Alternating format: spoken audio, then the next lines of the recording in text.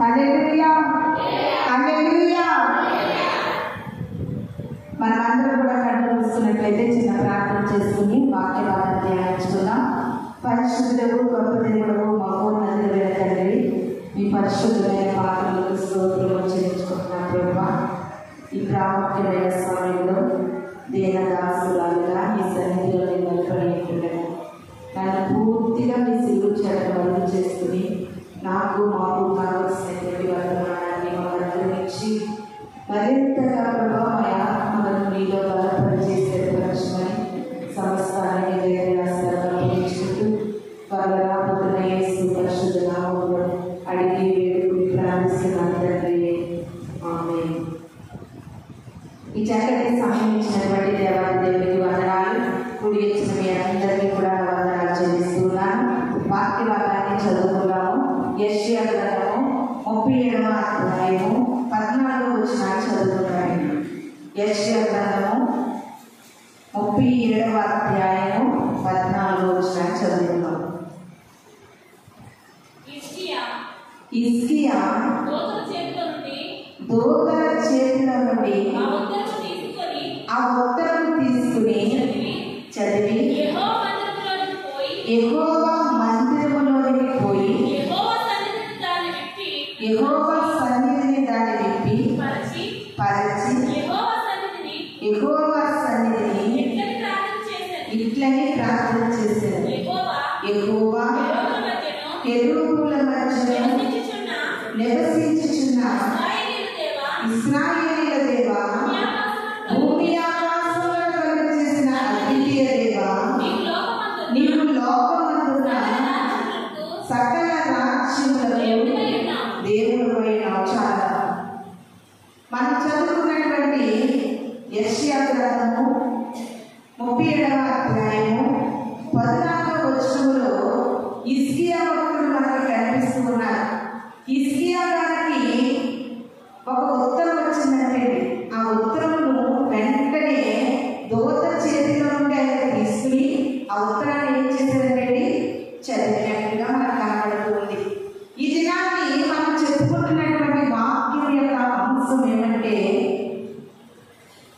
ఈ లోకంలో మనం దేవుని యొక్క జీవించడానికి దేవాది దేవుడు మనకు కూడా ఒక ఉత్తరాన్ని మనకు అందించినాడు. ఆ ఉత్తరమే పరిశుద్ధ గ్రంథం. ఉత్తరమే పరిశుద్ధ గ్రంథం.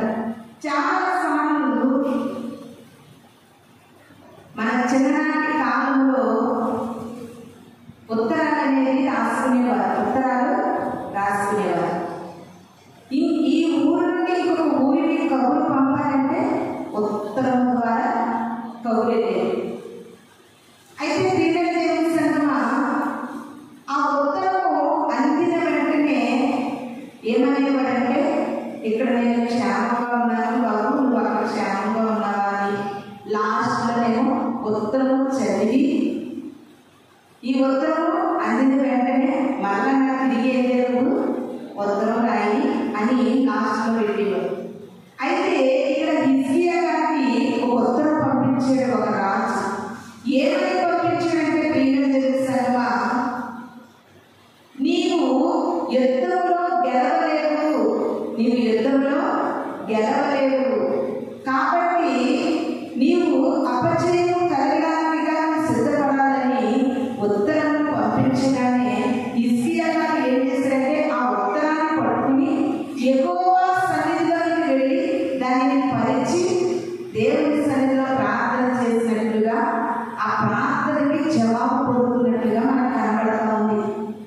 ఈ సమయంలో ఈ పరిశుద్ధ గ్రంథము నీ జీవితానికి ఉత్తరము. ఈ పరిశుద్ధ గ్రంథము మన జీవితానికి ఉత్తరం. ప్రియమైన దేవుని సంగమా, ఎవరైతే ఈ ఉత్తరాన్ని చదువుతారో ఈ ఉత్తరంలో ఉన్న ప్రతి విషయాలు కూడా మనకి తెలుస్తూ ఉంటాయి. ప్రతి విషయాలు కూడా ఈ ఉత్తరం చదువుల ద్వారా ఈ ఉత్తరంలో ఏమైతే రాయబడిందో మనకు అర్థమవుతూ ఉంటారు. చాలా మంది క్రైస్తవులు అనే పేరుకు మాత్రమే బ్రతుకుతున్నారు, కానీ ఉత్తరాన్ని చదవట్లేదు, ఉత్తరాన్ని చదవట్లేదు. అందుకనే ఇది ఉత్తరము అని ఇర్మియా భక్తుడు మాట తెలియజేస్తూ ఉన్నాడు. ఇర్మియా గ్రంథము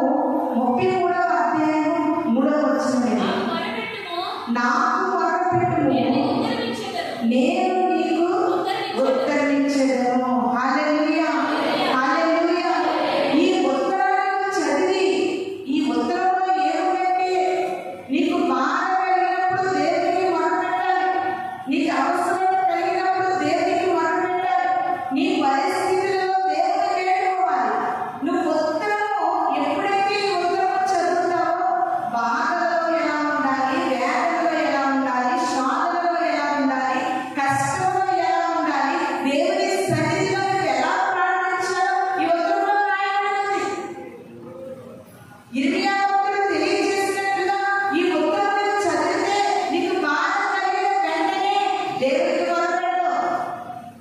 వెంటనే నీవు దేవుడికి మొరపెట్టినప్పుడు మరలా తిరిగి మనకి రిప్లై ఇస్తాడంటండి. మరలా తిరిగి మనకి రిప్లై ఇస్తాడు. ప్రియమైన దేవుని సంగమా, నాకు మొరపెట్టుము, నేను నీకు ఉత్తరమిస్తానని ఇర్మియా భక్తుడు తెలియజేస్తూ ఉన్నాడు. ప్రతి విషయంలో కూడా నువ్వు దేవునికి మొరపెట్టాలంటే నీ సమస్యల వలయ నుండి, నీ పరిస్థితుల నుండి, నీ స్థితిగతుల నుండి, నీ జీవన ప్రయాణంలో ఎదురవుతున్నటువంటి శ్వాస నుండి, సమస్యల నుండి నువ్వు తప్పించబడాలంటే నువ్వు ఈ ఉత్తరం చదవాలి. నువ్వు ఈ ఉత్తరం చదవాలి. ఉత్తరం చదివితే నువ్వు విడిపించబడాలని ధైర్యం నీకు కలుగుతుంది. ఒక తల్లి ఉందండి, కొడుకు ఎక్కడో ఉద్యోగం చేసుకుంటున్నాడు. కొడుకు ఆ కొడుకు ఏం చేశాడంటే ఆ అమ్మ ఉత్తరం రాశాడు. ఏమనంటే, అమ్మ నేను క్షేమంగా ఉన్నానమ్మా, నువ్వు క్షేమంగా ఉన్నావా అని ఉత్తరం రాశాడమ్మా. నీ ఖర్చుల కోసం నేను ఒక 1000 రూపాయలు పలానా వారి పేరు ఫోన్పే చేశానమ్మా. ఫోన్లు లేదండి, ఉత్తరాలే ఉన్నాయి. పోనీ పలానా వారి చేతికిచ్చి పంపించాను, వారు ఇచ్చేరా లేదా నీకు అని ఒక కొడుకు తల్లికి ఉత్తరం రాశాడు. ఆ తల్లికి పోస్ట్ మ్యాన్ తెచ్చి ఉత్తరం ఇచ్చాడు. ఆవిడ ఏం చేయాలంటే ఉత్తరాన్ని ఏం చేయాలా, చదువుకోవాలి. అప్పుడు చదువురానటువంటి వారు ఏం చేసేవారంటే చదువుకున్న వారి దగ్గరికి వెళ్ళి ఉత్తరాన్ని చదివించేవారు. చదువురాని వారు చదువుకున్న వారి దగ్గరికి ఉత్తరాన్ని చదివించేవారు. వాళ్ళకు ఉత్తరాన్ని రాయించేవారు. ఈ దినాన్ని చదువురాని వారు ఒక సింపుల్గా ఈ చదవడం, బైబిల్ చదవడం మా బాధలు అనేసి ఈ బైబిల్ తీసుకెళ్ళి ఏ చదువులోనే పెట్టేస్తారు. చదివించుకుంటారా? మీ ఇంట్లో ఉన్నటువంటి చదువుకున్నటువంటి మనవడు, మనవరాలు, లేకపోతే ఈ ఇంట్లో ఎవరైతే ఉన్నారో వాళ్ళతో బాబు బైబిల్ తెలిసి ఏదో అధ్యాయం చదివించా, నేను పెట్టా అనే పెద్దోళ్ళు ఎవరైనా ఉన్నారా? లేదు. పిల్లలు తెలిసామా? ఒక దైవ సేవకురాలు రాను వయసు పెరిగే కొద్దీ ఆవిడ ఖండించుకుపోయిందంటే, వయసు పెరిగే కొద్దీ ఖండించుకుపోయిందంట. అయితే ఈ ఉత్తరం చదవకపోతే ఆవిడ నిద్ర పట్టేది కదంట. ఈ ఉత్తరం చదవకపోతే ఆవిడ మనశ్శాంతి కదంట. అప్పుడు సండే స్కూల్ వచ్చే పిల్లలు, ఎవరైన పిల్లలు ఉంటారు కదా, వాళ్ళని పిలిచి వాళ్ళకి 10 రూపాయలు 20 రూపాయలు అలాగే డబ్బులు ఇచ్చి ఉత్తరాలు చదివించుకునేదంట. బైబిల్ చదివించుకునేవారంట వాస్తవంగా. అంటే నువ్వు అనుకుంటున్నావు నాకు చదువు రాలే, అందుకే నేను చదవను కదా, ఈ బైబిల్ ప్రార్థన ఒకసారి తీసుకెళ్తే చాలా నువ్వు అనుకుంటున్నావు. అదే నీ కొడుకు లేకపోతే నీ యొక్క తోబుట్టువును పంపించి ఉత్తరం కూడా నువ్వు అలా అనుకోవచ్చు కదా. అలా అనుకో, అయ్యో ఎలా రాశాడు, ఏదైనా డబ్బులు పంపించాడేమో, ఇందులో ఏదైనా విలువైన మాటలు ఉన్నాయి, ఉత్తరం అంటూ అంతా తిరిగేసి ఎవరు చదివించుకునేవారు. కానీ ఈ పరిశుద్ధ గ్రంథము ఉత్తరము ప్రేరేపిస్తున్నా. ఈ ఉత్తరంలో నీ జీవితానికి నీకు మేలు కలిగేది, నీకు గొప్ప గొప్ప కార్యాలు జరిగేవన్నీ కూడా ఈ ఉత్తరంలో పొందుపరచబడి ఉన్నవి. ఎందుకంటే నేను ఈ ఉత్తరాన్ని చదివి చాలా నెమ్మది పొందుకున్నాను. ఈ ఉత్తరం నాకు ధైర్యాన్ని ఇచ్చింది. ఈ ఉత్తరం సేవ పిలుపు నాకు కలిగినప్పుడు మరలా ఈ ఉత్తరం నాకు బలపరిచింది. నాకు దేవుడు ఇచ్చినటువంటి కుమారుడి విషయంలో భయంకరమైనటువంటి శోధన చిన్నప్పుడు బిడ్డకి ఎదురైనప్పుడు నేను ఎవరి దగ్గర నెమ్మది పొందాలనుకోలేదు. గదిలోనికి వెళ్ళి ప్రార్థన చేసుకుని ఉత్తరాన్ని చదివాను. ప్రభువా, నేను నీకు మొదలు పెడుతున్నాను, నాకున్న పరిస్థితిని బట్టి నువ్వు నాకేం ఇవ్వాలి, ఉత్తరం ఇవ్వాలి. మనుషులు ఉత్తరం ఇస్తే అది నన్ను బలపరచదు. మనుషులు ఉత్తరం ఇస్తే అది నాకు నెమ్మది కలుగుతుంది, నాకు ధైర్యం ఉండదు. ప్రభువా, నీవు నాకు ఉత్తరం ఇవ్వాలంటే దేవాది దేవుడు ప్రియమైన దేవుడు సర్వా ఉత్తరం ద్వారా నాకు మాట్లాడాడు. ఈ ఉత్తరము నిన్ను బలపరుస్తూ ఉంది. ఈ ఉత్తరము నీకు ఆదరణ ఇస్తుంది. ఈ ఉత్తరము నీకు సహాయం కలిగిస్తూ ఉంది. చాలా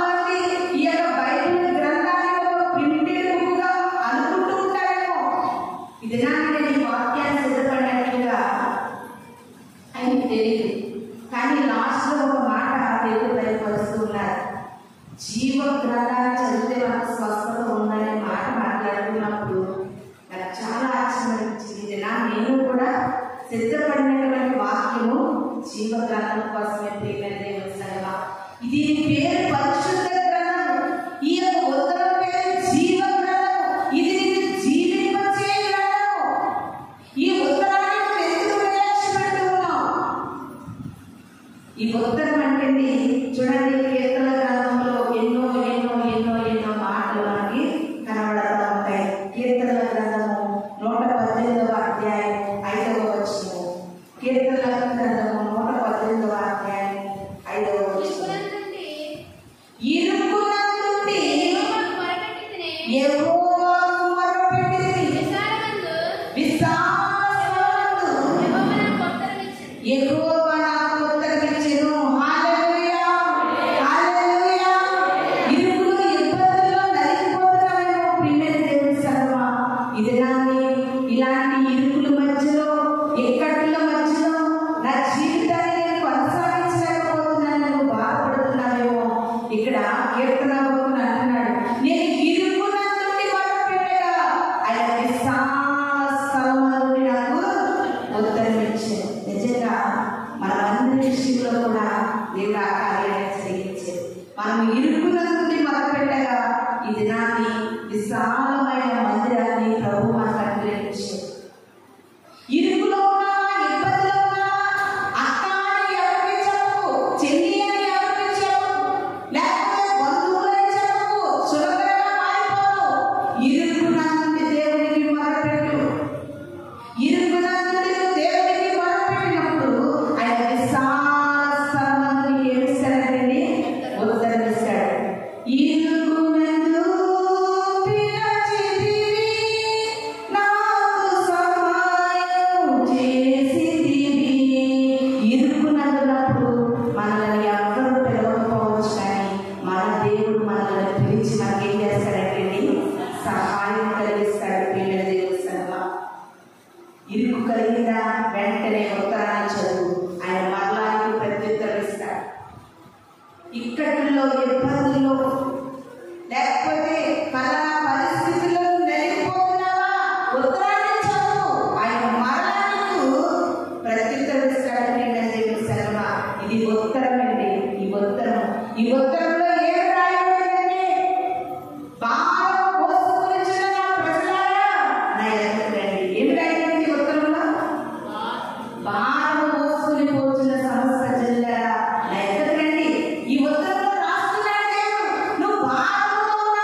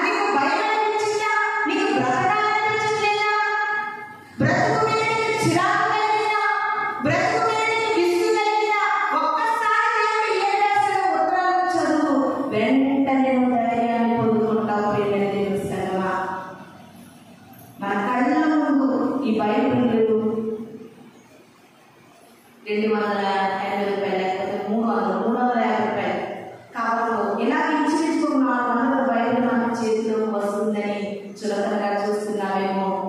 ఇందులో నీ జీవితానికి మేలుకరమైన మాటలు ఉన్నాయంటే ఈ బైబిల్ మన చేతిలోకి రావడానికి ఎంతో మంది వారి రక్తాలను చిందించారు.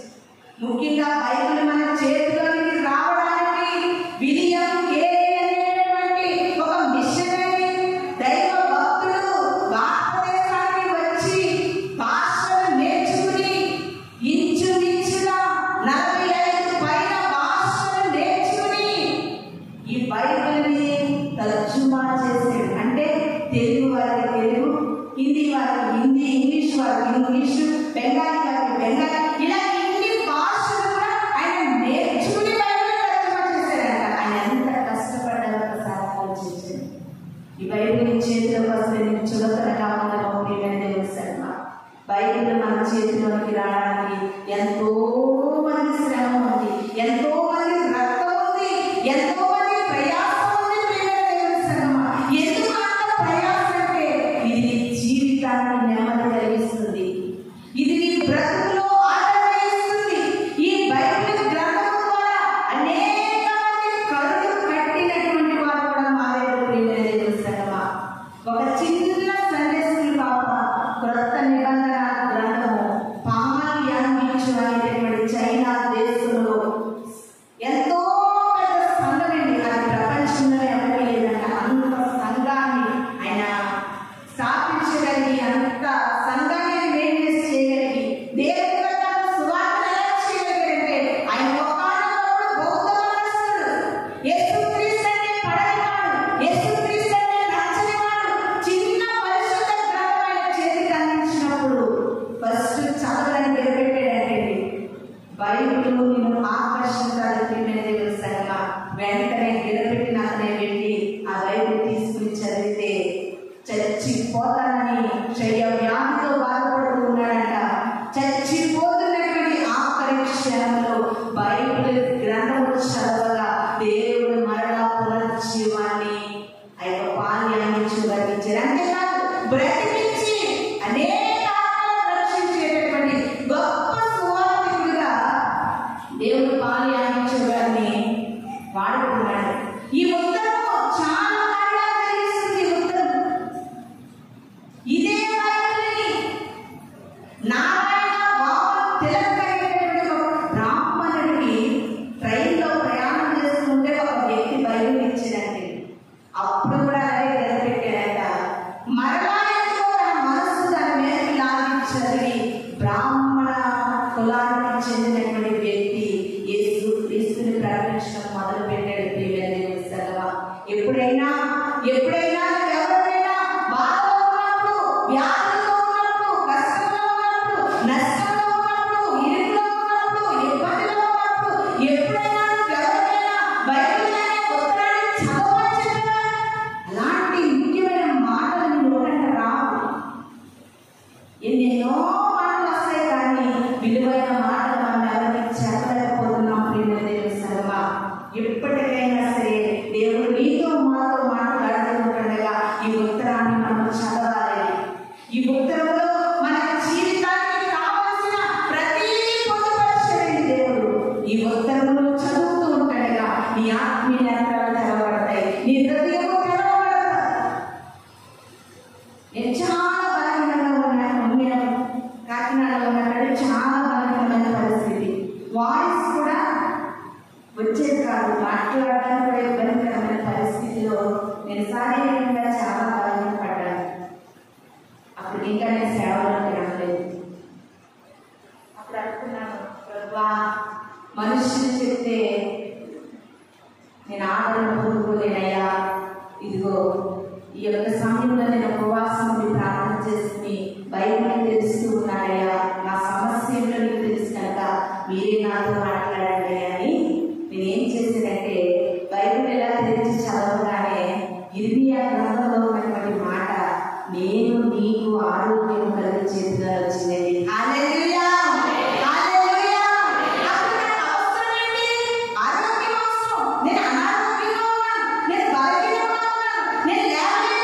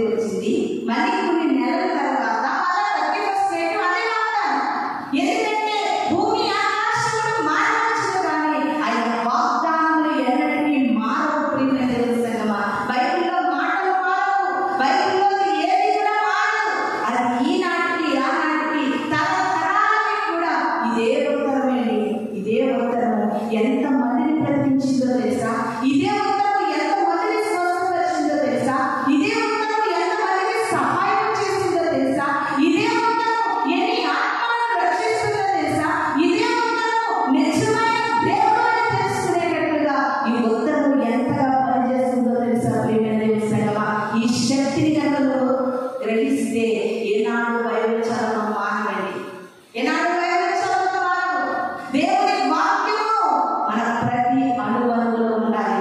అందుకే దావీదు భక్తుడు అంటున్నాడు, నీ ధర్మశాస్త్రము నా ఆంతర్యంలో ఉన్నది. ఎక్కడుందట? ఆంతర్యంలో ఉన్నది. ఆంతర్యంలో వాక్యం ఉండాలని నిర్వహిస్తున్నా.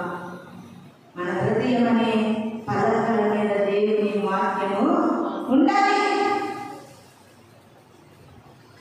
మనసు బాగోకపోతే వారితో మాట్లాడాలా, వీరితో మాట్లాడాలా, వారికి కావాలా, వీరికి కావాలి, అమ్మకు ఫోన్ చేయాలా, నాకు ఫోన్ చేయాలా, అక్కకు ఫోన్ చేయాలా, తమ్ముడికి ఫోన్ చేయాలా.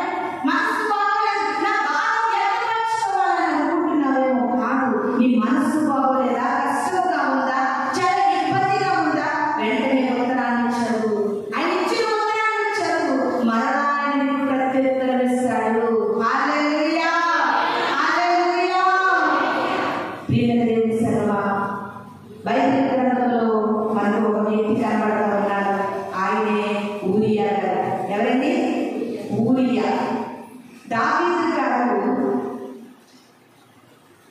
ఊరియా యొక్క భార్యను ఇష్టపడినప్పుడు దావీదు గారు ఏం చేస్తారో తెలుసండి, ఊరియా చేతికి ఒక ఉత్తరం ఇచ్చింది.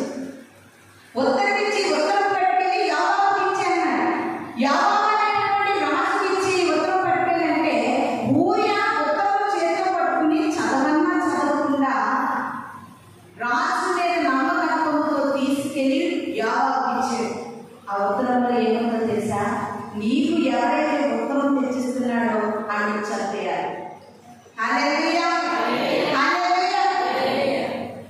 నీకు ఎవరైతే ఉత్తరం తెచ్చిస్తున్నాడో ఆ ఉత్తరం తెచ్చిన వాడిని చంపాలి అని ఊరియా చేతికి ఉత్తరం ఇచ్చి పట్టుకెళ్ళి యోవాబుకి ఇచ్చాయంటే వెంటనే ఉత్తరం చదివి ఉత్తరం తెచ్చిన వాడిని చంపేశాడంటే నేను అనుకుంటున్నాను తన చావుకి రాజుని నమ్మాడు. తన చేతిలో ఉన్న ఉత్తరాన్ని చదివితే చచ్చిపోకపోయిన ప్రియమైన దేవుని సంగమా. అందుకనే దేవుని వాక్యం అంటుంది, రాజులను నమ్ముకునే కంటే మనుష్యులను నమ్ముకునే కంటే యెహోవాను ఆశ్రయించిన మేలు.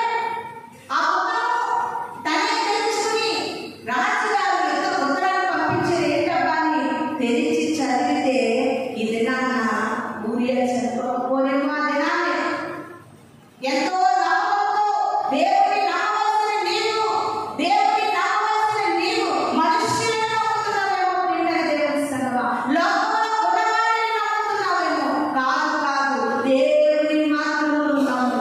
నమ్మకంతో ఆయన మనకి ఇచ్చినటువంటి ఉత్తరాన్ని చదువు. నమ్మకంతో దేవుని పట్ల కార్యము చేయగలనే విశ్వాసంతో చదవడం మొదలెడితే ఈ నువ్వు చదువుతూ ఉండగా నీ జీవితంలో గొప్ప కార్యాలను చూస్తావు. ప్రియమైన దేవుని సంగమా, ఉత్తరం చదవలేదు ఊరియా కనుక తన జీవితం అన్యాయం అయిపోయింది. ఇది నాకు చాలా మంది బైబిల్ చదవరు. ప్రియమైన దేవుని సంగమా, నువ్వు చదవకపోతే నీ జీవితం అన్యాయం అయిపోతుంది. చాలా మంది అనుకుంటున్నారు ఈ లోకంలో కొద్ది కాలం పడిన తర్వాత నేను కళ్ళు మూసుకుంటే ఎవరో తీసుకెళ్ళి ఇచ్చిలా ఆ సమాజంలో పడేస్తాడే, నా జీవితం అయిపోయింది అనుకుంటున్నారు. ఈ ఉత్తరం చదివితే నీకు మరొక జీవితం ఉందని ఉత్తరం తెలియజేస్తుంది. ఈ ఉత్తరం చదివితే ఈ లోకంలో రంగుల రంగుల లోకంలో ఆశలలో ఆశ్రయాలలో దేవుని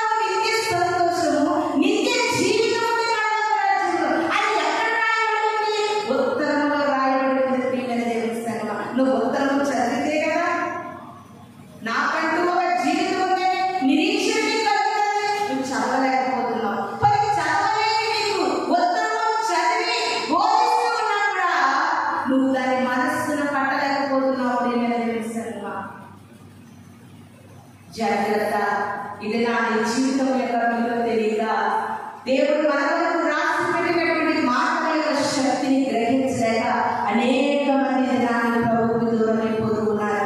ఇంకొక మాటను చదువుకుందామండి. కీర్తనల గ్రంథము 108వ అధ్యాయము మనం చదువుకున్నటువంటి 108వ అధ్యాయం 5వ వచనం. 108 5వ వచనం. దేవా ఆకాశము కంటే అత్యున్నతులుగా నిన్ను కనపరుచుకుని నీ ప్రభావము సర్వభూమి మీద కనబడలేదు. నీ ప్రియులు విమోచింపబడినట్లు నీ కుడి చేతితో నన్ను రక్షించిన ఉత్తరము. హల్లెలూయా, హల్లెలూయా. దావీదు గారు మాట్లాడుతున్నారు, ప్రభువా నువ్వెంత గొప్ప దేవుడో తెలుసా, వర్ణించలేనిటువంటి తేజస్సు ఉన్నాయి. ఆరాధించాలంటే అర్థం అవ్వట్లేదు. ఉత్తరం చదివితే ఆరాధించడం తెలుస్తుంది. అపోస్తలులైన పౌలు గారు అంటున్నారు, ఆయన ఎలాంటి వారంటే ఆకాశ మండలం కంటే హెచ్చుగా ఉన్నదండి. ఆకాశం సరిపోదండి. ఆకాశములు పట్టని ఆశ్చర్యకరుడా. ఆకాశాలు పట్టచాలని ఆశ్చర్యకరుడే. బైబిల్ చదువు ఆయన గుణగణానికి అర్థమవుతుంది. బైబిల్ చదువు ఆయన శక్తికి అర్థమవుతుంది. బైబిల్ చదువు ఆయన స్వస్థతకి అర్థమవుతుంది. బైబిల్ చదువు ఆయన ఇచ్చే నెమ్మదికి అర్థమవుతుంది. బైబిల్ చదువు ఆయన ఇచ్చే విశ్రాంతికి అర్థమవుతుంది. ప్రియమైన దేవుడి సంగమా, ముందు ఉత్తరం చదవాలి. స్టార్టింగ్ లో చెప్పుకున్నాం, కొడుకు ఉత్తరం రాశాడు, అమ్మా ఫలానా వారి చేతికి ఒక 1000 రూపాయలు ఇచ్చి పంపించే, మందులో కొనుక్కో, మంచిగా ఫుడ్ తిను అంటే తల్లి ఏం చేస్తుంది? అశ్రద్ధగా ఉత్తరం ఎక్కడో చోట పడేసింది. మధ్యలో ఉన్నాడు 1000 రూపాయలు ఇస్తాడా? ఉండదు. అడిగితేనే కానీ అడిగినా సరే ఇవ్వలేని రోజులు.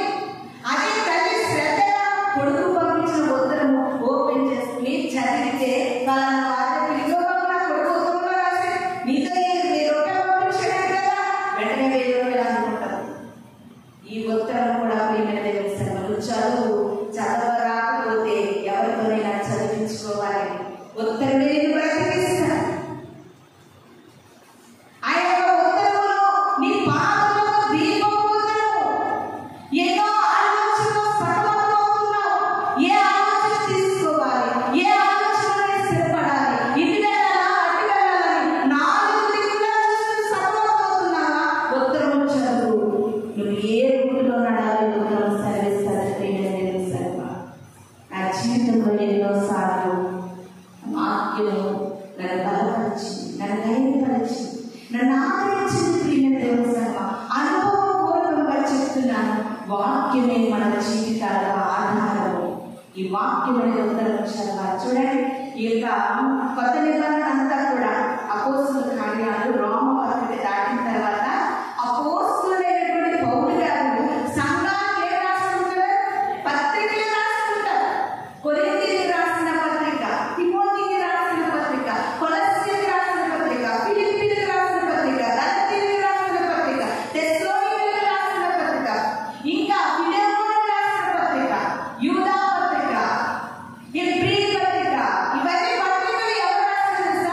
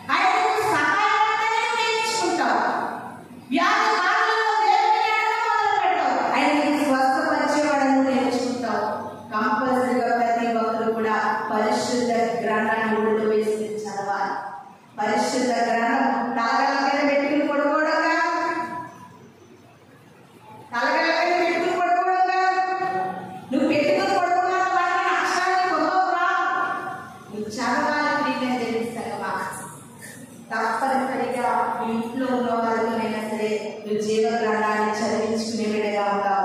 మనం మనము కీర్తన గ్రంథం చదువుకున్నాం కదా. 86వ కీర్తనలో దావీదు గారు మాట్లాడుతున్నారు. ఏమనంటే, యెహోవా నేను దీనుడను. ఏమని ప్రార్థన చేయాలి మనము?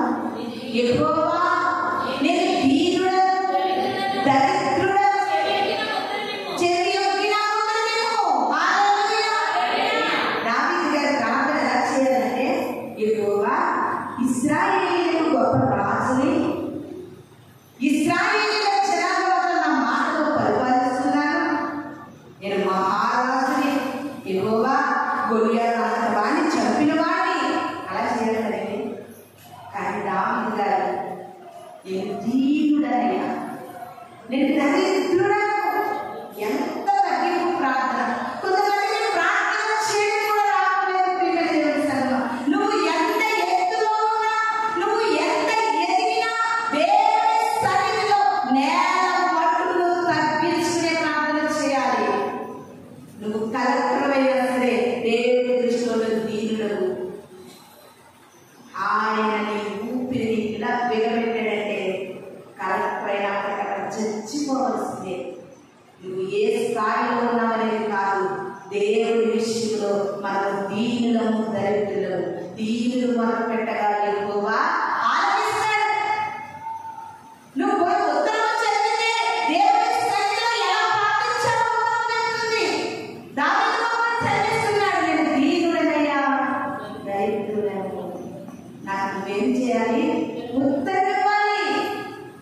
నువ్వు ఉత్తరం ఇస్తేనే కానీ నేను జీవించలేనయ్యా. నువ్వు ఉత్తరం ఇస్తే కానీ నా సమస్యలు సాల్వ్ అవ్వవు. నువ్వు ఉత్తరం ఇస్తేనే కానీ నా పరిస్థితులు మారవు. నువ్వు ఉత్తరం ఇస్తేనే కానీ నా స్థితిగతులు మారవు. ప్రియమైన దేవుని సంగమా, ఇది నాని నువ్వు ఆరాధించాలంటే ఉత్తరం చదువు. ఉత్తరం చదువు. ఆయన మహోన్నతుడైన దేవుడు అయినప్పటికీ కూడా ఆయన దీనుల పట్ల లక్ష్యం ఉంచే దేవుడు. నువ్వు ఉత్తరం చదివితే ఆయన ప్రేమ నీ పట్ల ఎంత మితిలేని ప్రేమ నీకు అర్థమవుతుంది. ఇది నాన్న చదువుకుంటున్న పిల్లలు కూడా బైబిల్ గ్రంథాన్ని అశ్రద్ధగా పడేస్తూ ఉన్నారు. ప్రియమైన దేవుని సంగమా, ప్రతి ఒక్కరు కూడా దేవుని గ్రంథాన్ని చదివితే ఆయన ప్రేమ మనకు అర్థమవుతుంది.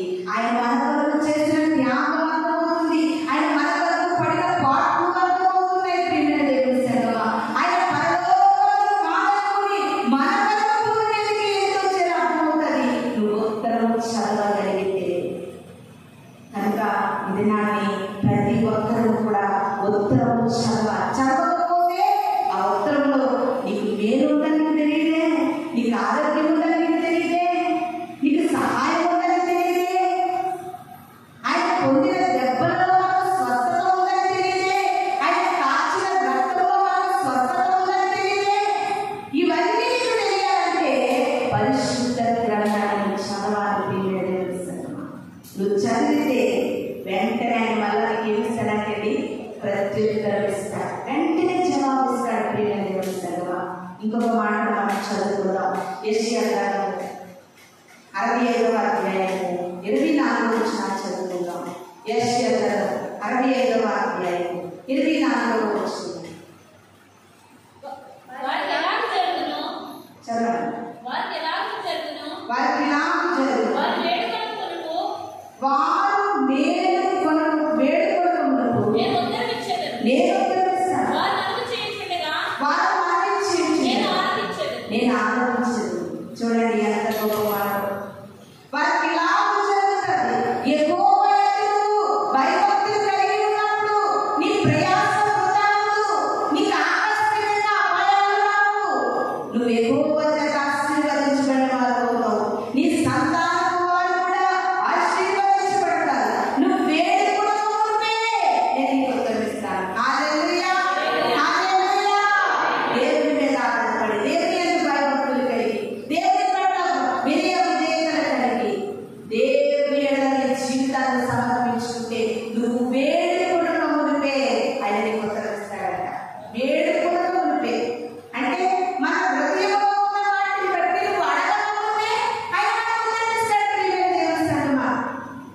చూడండి, దావీదు గారు అంటారు, మాట నా నోట రాకముందే నువ్వు నాకు సహాయం చేసేవయ్యా. మాట నా నోట రాకముందే నువ్వు నాకు సహాయం చేసి. కొంతమంది సహాయం కొరకు దేవుని సన్నిధిలో పెరిగినాడని సరే పొందుకోలేకపోతున్నారు. దేవుని సంగమా, ఒకటి నీ జీవితాన్ని శుద్ధ హృదయంలో దేవునికి సమర్పించి, నీ జీవితంలో ప్రతిదీ కూడా దేవుని కొరకు విడిచిపెట్టి, దేవుని కొరకు ఒక నిబంధన కలిగి, ఒక ఆలోచన కలిగి, ఒక తీర్మానం కలిగి నువ్వు బ్రతకగలిగితే, నీ నోట మాట రాకముందే నీకు ఏది కావాలో నీ తండ్రికి తెలుసు. నీ పరలోకపు తండ్రికి తెలుసు. నీకేది కావాలని తెలుసు. నువ్వు వేడుకొనక మునిపే నీకు ఏం చేస్తాడంటే సహాయం చేస్తాడట. నువ్వు వేడుకొనక మునిపే నీకు ఏది ప్రత్యుత్తరం ఇవ్వాలని వెంటనే నీకు ఇస్తాడట. ప్రియమైన దేవుని సంగమా, ఇటువంటి గొప్ప దేవుని నీ చేతిలో పెట్టుకుని ఎందుకు నువ్వు కుంగిపోతున్నావు? నువ్వెందుకు విసిగిపోతున్నావు? వ్యసనాలు ఎందుకు వచ్చిన జీవితం, ఎందుకు వచ్చిన కుటుంబం, ఎందుకు వచ్చిన బ్రతుకు, ఎందుకు నలిగిపోతున్నావు? ప్రియమైన దేవుని సంగమా, అని నీ కొరకు ఉత్తరాన్ని రాశాడు. చదవాలి. చదివినప్పుడు దేవుడి కొరకు బ్రతకాలనే ఆశ మీకు కలుగుతుంది. నాకిక ఆశలు లేవనుకొనగా నా ఆశ నీవైతివే, ఆశలు తీర్చితివే. ఆశలు లేకుండా నా జీవితం మీద నాకు ఆశ లేదు అనుకుంటున్నాను. ఉత్తరాన్ని నువ్వు చదివితే ఆశ పుడుతుంది. బ్రతకాలని ఆశ. అది ఎలాంటి బ్రతుకు? ప్రభువు కొరకు బ్రతకాలని ఆశ పుడుతుంది. ప్రియమైన దేవుని సంగమా, ఇవన్నీ కూడా నా జీవిత అనుభవాలుగా నేను చెప్పగలుగుతున్నాను. ఇంకా అనేకమైన ఆత్మని కొరకు నేను రక్షించగలగాలి. ఆయుష్ ఆరోగ్యంగా కావాలి. ఇంకా నీ పని చేయాలి. నా ప్రాణంలోనే చేయాలి నీ కొరకు పని. ప్రాణం పోతే నేను చేయలేదా? నేను చేయలేను. ప్రాణం ఉన్నంత వరకు నీ కొరకు నేను బ్రతకాలి. అనేకులను నీ కొరకు నేను బ్రతికించు. ఆశలు చిగురిస్తాయి. ఆశలు చిగురిస్తాయి. చూడండి, సీరియస్ అంటే పాటలు చేస్తాం. కన్ను చూపు మేడలోనా ఏ ఆశ లేని వేళ,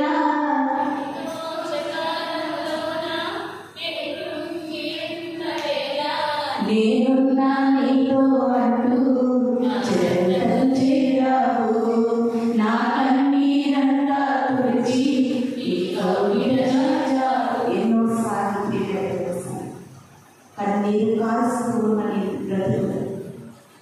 నాకు ఈ బ్రతుకు వద్దని ఏడ్చే సమయంలో, ఆశంతురాలు ఏమీ లేదయా కృంగిపోతున్న సమయంలో, కనుచూపు మేడ వరకు చూసినప్పటికీ కూడా నీలో ఒక ఆశంతు లేని స్థితిలో నేనున్నా నీతో అంటుంది ఈ ఉత్తరం.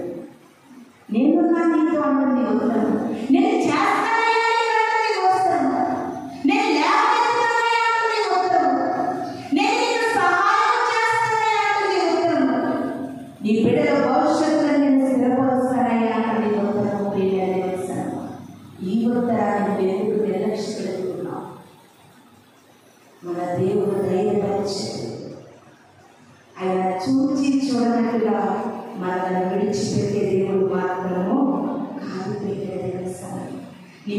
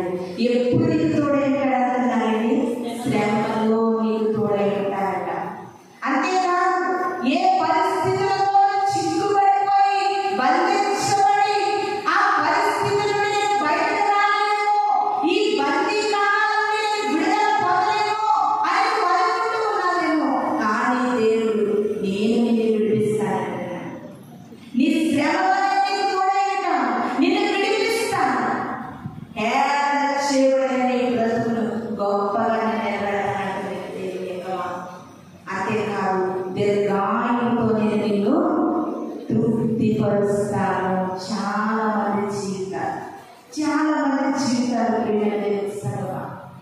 దీర్ఘాయువుతో దేవుడు తృప్తిపరచడానికి నేను ఇష్టపడుతున్నాడు. ఎప్పుడు తెలుసా? నీవు ఆయన మొదలు పెట్టడం నేర్చుకో. ఈ ఉత్తరాన్ని చదువు, ఈ యొక్క ఉత్తరాన్ని చదువు, ఈ ఉత్తరాన్ని బలపరుస్తూ ఉంది ప్రియమైన దేవుడి సంగమా. ఇది నాని ప్రభు మనతో మాట్లాడుతున్నాడు. దేవుని యొక్క ఉత్తరాన్ని మనం చదవడం ద్వారా మనకి ఎన్నో కార్యాలు మనం పొందుకుంటూ ఉంటాం. చాలా మంది అనుకుంటూ ఉంటారు, ఈ లోకం మట్టికే మనం దేవుని నమ్ముకుంటే సరిపోదా, లోకం మట్టికే దేవుని ఆశ్రయిస్తే సరిపోదా, కళ్ళు చూసిన తర్వాత ఏమైందో మనం చూసేనా? నిజంగా పరలోకం అనేది ఉందా, నరకం అనేది ఉందా, పరలోక రాజ్యానికి మనం నిజంగా సిద్ధపడాలా? ఇలాంటి చాలా అనుమానాలు క్రైస్తవుల్లో ఎక్కువ ఉంటున్నాయి. తెలిసేమా? నీ అనుమానాలు నిజాలుగా మారాలంటే, నీ అనుమానాలు నీలో నుండి పోవాలంటే నువ్వు కంపల్సరిగా పరిశుద్ధ గ్రంథాన్ని నువ్వు చదవాలి. పరిశుద్ధ గ్రంథాన్ని మనం చదవాలి. చదివితే లోకం మీద ఆశ కాదు, దేవుని మీద ఆశలు మనకి చిగురిస్తాయి. ఎంతో మంది పరిశుద్ధ గ్రంథంలో ఎంతో మంది భక్తులైన వారు కనబడతా ఉన్నారు. వారందరూ కూడా ప్రేమ తెలుసా? అపోస్తులను మనం కనుక ఆలోచన చేస్తే దేవుని యొక్క సేవలు చేస్తున్న వారు భయంకరమైన మరణాలు పొందుతున్నారు. ప్రేమ తెలుసా? అపోస్తుల వరకు ఎందుకు, ఇప్పుడున్నటువంటి కాలంలో ఎంతో మంది దేవుని కొరకు హతసాక్షులుగా మారిపోతున్నారు. ఎందుకు వారికి హతసాక్షులుగా? భార్య బిడ్డలు దేవుని కొరకు ఎందుకు మనం ప్రాణాలు అర్పించాలంటే ఉత్తరం చదివితేనే కదా నీకు అర్థం కాదు. ఈ లోకంలో ఏది శాశ్వతం అనుకుంటున్నావో అది నీకు శాశ్వతం అని గ్రహించాలంటే ఈ దినం నుండి పరిశుద్ధ గ్రంథాలను చదవాలి. పరిశుద్ధ గ్రంథములు చదువుతూ ఉండగా గ్రంథము నీ జీవితంలో అద్భుతాలు ఆశ్చర్యాలు చేయడము మొదలు పెడుతుంది. లాస్ట్గా ఒక చిన్ని మాట చెప్పి నేను తీస్తాను. నిజముగా జరిగినటువంటి సంఘటన ప్రియమైన దేవుని సంగమా. ఇది కల్పితం మాత్రం కాదండి. ఆ జరిగిన వ్యక్తి యొక్క సాక్ష్యాన్ని నేను మీతో పంచుకుంటూ ఉన్నాను. భయంకరమైనటువంటి క్యాన్సర్ వ్యాధితో బాధపడుతూ ఉన్నటువంటి ఒక వ్యక్తి, క్యాన్సర్ వ్యాధితో ఎంతగా బాధపడుతున్నారంటే అది లాస్ట్ స్టేజ్కి వచ్చేసిందంట. ఇంకా వ్యక్తి దగ్గర పట్టుకుందామంటే చర్మం కూడా అందుకులేనట్టుగా ఎముకల గుడి మిగిలిందంటే ఒక దైవ సేవకుడి దగ్గరికి వెళ్ళి, అయ్యా మీరు నా తల మీద చెయ్యి వేసి ప్రార్థన చేస్తే తల్లి వెళ్ళి సేవకు మీటికి తీసుకొచ్చి నా కొడుకు తల మీద మీరు చెయ్యేసి ప్రార్థన చేస్తే అది బాగుపడతాడట. ఆవిడ పాస్టర్ గారు కేవలం మాట చెప్పారట, బాగుపరిచేది బాగు చేయగలిగేది పరిశుద్ధ గ్రంథము. చదువుకున్నాడయ్యా, సరే బైబిల్ తీసుకొచ్చాడో వీడు అలాగే గోడకు సాగపడి ఎంత చదవగలుగుతాడు అర్థం అవ్వకపోయినా పర్లేదు, బైబిల్ని నమిలి తినేటట్టుగా బైబిల్ గ్రంథం చదవడం ప్రారంభించమను. ఆటోమేటిక్గా స్వస్థతను పొందుకుంటాడని దైవ సేవలు చెబితే తల్లి కొడుకు కూడా నమ్మి కూర్చోలేని స్థితి అండి. ఎందుకు కూర్చోలేకపోతున్నాడంటే ఎముకల గూడు, ఎముకల నొప్పులు, కూర్చోలేని పరిస్థితి. కూర్చుని ఇలా తిరిగి ఏదో లాగా ఎక్కగలరు. బైబిల్ చదువుతూ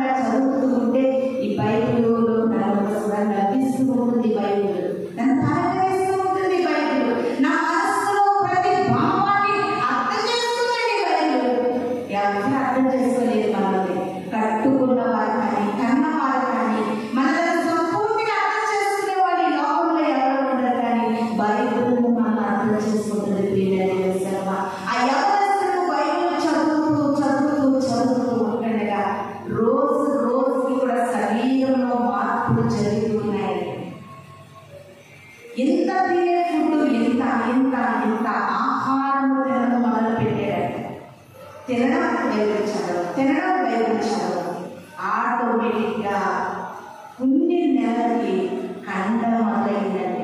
ఎముకలకు కనబడలేదంట. క్యాన్సర్ ఉన్న వాళ్ళకి తల మీద చుట్టూ ఒక వెంట్రుక కూడా ఉండదు. రాలిపోతారు క్యాన్సర్ ఉన్న వాళ్ళకి. ఓడు ఉండేదండి, జుట్టు రావడం మొదలుపెట్టిందండి. క్యాన్సర్ తగ్గితే జుట్టు మళ్ళా రావడం మొదలుపెట్టదు. జుట్టు రావడం మొదలుపెట్టింది, స్కిన్ బాగుపడుతుంది, ఆకలి పడుతుంది, ఆరోగ్యం కుదుటపడుతుంది. అన్నీ జరుగుతుంటే కొంతకాలానికి తల్లి ఎక్కడంగా ఉదయించినోడా ఆ రోజే చచ్చిపోతాం అనుకున్నారా? ఒక్కసారి అర్థం చేస్తాను చూసుకురా. నీ రోగం మారిందిరా, నీ పరిస్థితి మారింది. నిన్ను ఇంటి రీతిగా చూస్తే నాకు ఆశ కలుగుతుందిరా, నువ్వు బ్రతుకుతావని అని కొన్ని నెలల తర్వాత మళ్ళా ఏ ట్రీట్మెంట్ అయితే తీసుకున్నారో ఆ డాక్టర్ దగ్గరికి ఆ అబ్బాయిని తీసుకుని వెళ్తే మొత్తం అప్పుడు చేసినటువంటి టెస్ట్ అన్నీ చేసే ట్రీట్మెంట్ తెలుస్తావా? క్యాన్సర్ అనే బ్యాక్టీరియా నామరూపాలకి కూడా కనబడలేదంట. ట్రీట్మెంట్ డాక్టర్లు సైతం చుట్టూ తీసుకున్నారంటే, ఎందుకంటే దేవుడికి అసాధ్యమైనది ఏది చేస్తాను. నువ్వు నమ్మితేనే నువ్వు పొందుకోగలవు. జాగ్రత్త సుమా. ఏ పరిస్థితులు ఎదురొచ్చినా నీ రూమ్లోకి వెళ్ళి ప్రార్థన చేసుకోగలిగే చదువుతో బైబిల్ నీతో మాట్లాడి ధైర్యపరిచి బలపరిచి స్వస్థపరిచి సహాయం చేసి నెమ్మదించి ఆరోగ్యాన్నిచ్చి ఆయుష్నిచ్చి అన్ని విధాలుగా కూడా ఈ బైబిల్ మనల్ని సంరక్షిస్తుందని చెప్పడంలో ఏ మాత్రం నేను సందేహించకుండా మాట్లాడగలుగుతున్నాను. ఎందుకంటే నా జీవితంలో పొందుకున్న కార్యాలను బట్టి నేను ఒక అనుభవపూర్వకంగా మీకు అందరికీ తెలియజేస్తున్నాను. ఈ దినమున నీ ప్రతిరోజు ఏం చేయాలి? ఉత్తరం వచ్చారు, పరలోకం నుండి వచ్చిన ఉత్తరము. భూమి మీద ఉత్తరాలు ఎవరైనా రాస్తారు, ఎవరైనా చదువుతారు. పరలోకం నుండి వచ్చిన ఉత్తరము ప్రియమైన నీ మనస్సాక్షి లేని ఉత్తరము, నీ హృదయం ఆలోచన లేని ఉత్తరము, నీ దుఃఖము చూస్తున్న ఉత్తరము, నీ బాధ లేని ఉత్తరము.